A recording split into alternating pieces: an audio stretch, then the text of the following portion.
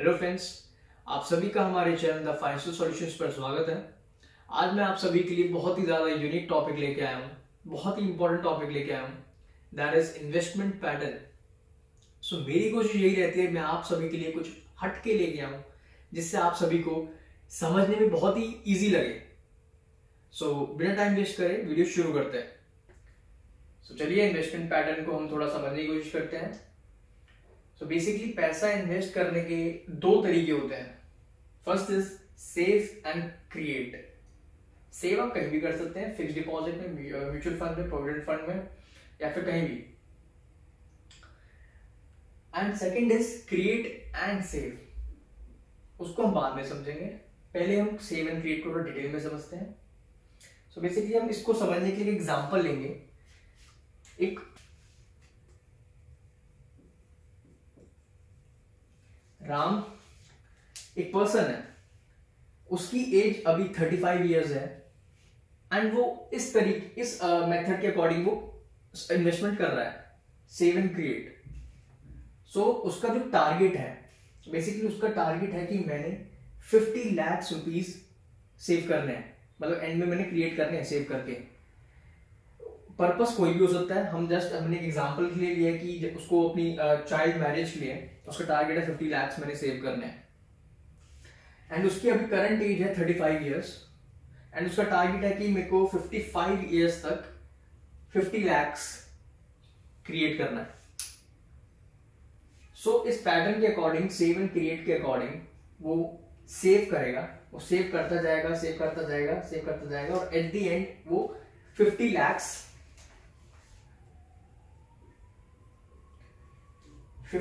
वो क्रिएट कर देगा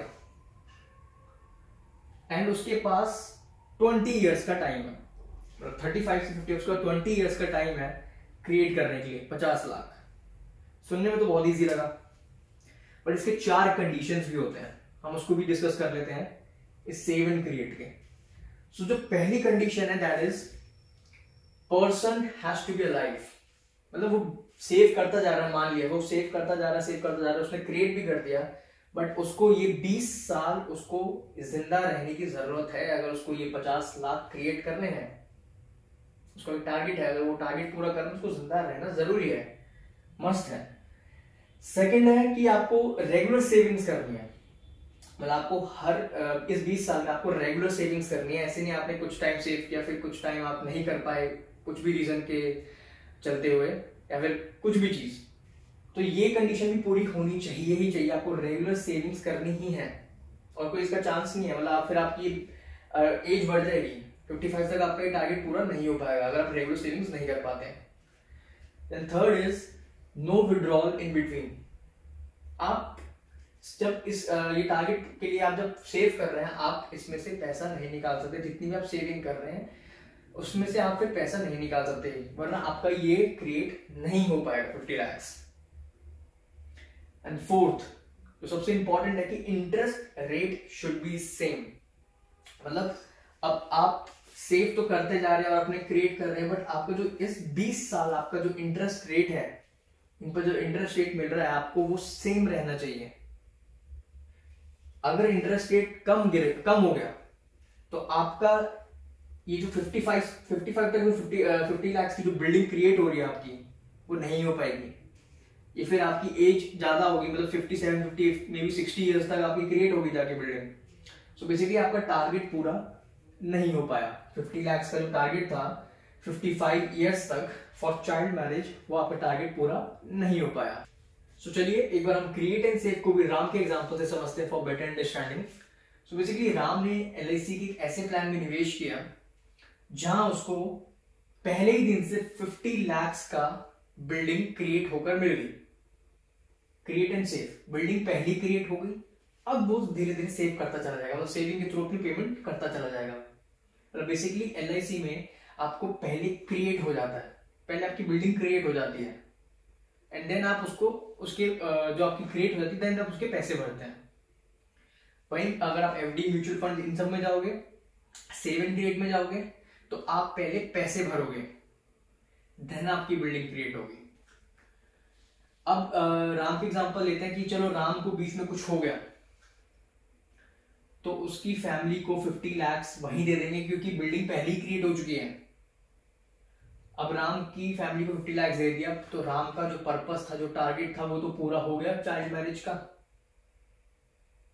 एंड इसके बाद उसकी फैमिली को ये भी बोल दिया जाएगा कि अब आपको पेमेंट करने की भी जरूरत नहीं है। एंड जब उसकी मेच्योरिटी आएगी, मतलब उसने बेसिकली 20 साल की इन्वेस्टमेंट करनी थी, तो 20 साल का प्लान लिया होगा, तो 20 साल के बाद जो उसकी मेच्योरिटी अमाउंट होगी वो भी उसकी फैमिली को मिल जाएगा। क्या ये सब जो बेनिफिट्स हैं क्रिएट एंड सेव में जो मिल रहे हैं राम को, क्या वो save and create, mutual funds, PPF, इन सब में मिल जाता उसको? पहले ही दिन से 50 लाख का उसको बिल्डिंग तैयार करके दे दी है, नहीं मिलता। सो जो उसमें पहली कंडीशन थी सेव एंड क्रिएट में कि person has to be alive, so वो यहां इनवैलिड हो जाती है, बिकॉज पहली बिल्डिंग क्रिएट कर दी है यहाँ पे। और जो उसमें सबसे जो मेन कंडीशन थी सेव एंड क्रिएट में, that is interest rate should be same. क्या आपको लगता है कि 20 साल तक इंटरेस्ट रेट सेम रहेगा सेव एंड क्रिएट के अगर थ्रू जाएंगे आप? नहीं रहेगा, ऑब्वियसली बात है, इंटरेस्ट रेट कम होता जा रहा है। सो उसका जो प्लान था 55 ईयर्स तक मेरे को अपने ये 50 लाख इकट्ठे करने हैं, तो वो नहीं हो पाता, उसका एज बढ़ जाती, 60 ईयर्स तक उसकी प्लान पूरी होती। बट यहाँ पे इंटरेस्ट रेट का कोई वैलिड पॉइंट ही नहीं है, इनवैलिड पॉइंट हो गया। सो आप मुझे बताइए, आप किस अप्रोच से जाते हैं, क्रिएट एंड सेव से या फिर सेव एंड क्रिएट से? चाइल्ड मैरिज के लिए पर्पस कुछ भी हो सकता है, कुछ भी, मतलब चाइल्ड एजुकेशन के लिए, रिटायरमेंट फंड के लिए, रिटायरमेंट प्लानिंग के लिए, पर्पस तो आप अकॉर्डिंग टू देयर नीड्स होता है, डिफरेंट फैमिलीज की डिफरेंट नीड्स है। बस हमने एग्जांपल के लिए किया कि चाइल्ड मैरिज के लिए उसको 20 साल के अंदर 50 लाख इकट्ठे करने थे, तो सबसे best way in my opinion create and save है। पहले ही क्रिएट कर लो, देन उसके पैसे दो, rather देन पहले पैसे दो फिर क्रिएट होगा। सो आप लोग बताइए, अगर आप राम की जगह होते तो आप क्रिएट एंड सेव के पैटर्न के थ्रू जाते हैं या फिर सेव एंड क्रिएट के थ्रू जाते हैं? क्या आपको म्यूचुअल फंड्स या एफडी या कोई भी पीपीएफ आपको क्या पहले से 50 लाख की जो बिल्डिंग है वो पहले से क्रिएट करके दे सकती है? आपको नहीं दे सकती, पर आपको एलआईसी के प्लान में पहले से बिल्डिंग रेडी मिलेगी, आपको बस सेव करना है उसके आगे।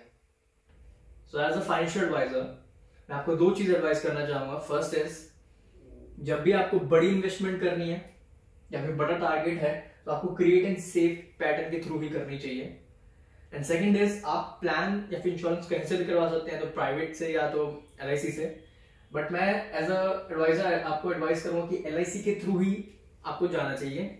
फर्स्ट इज बिकॉज आपको इसमें जो क्लेम सेटलमेंट रेशियो है वो बाकी प्राइवेट कंपनी से काफी बेटर रहता है। एंड एलआईसी के पास अपनी एक सोवरेन गारंटी है, मतलब सरकार का ठप्पा लगा हुआ है, तो बिल्कुल आपको इसमें टेंशन की तो बात है ही नहीं।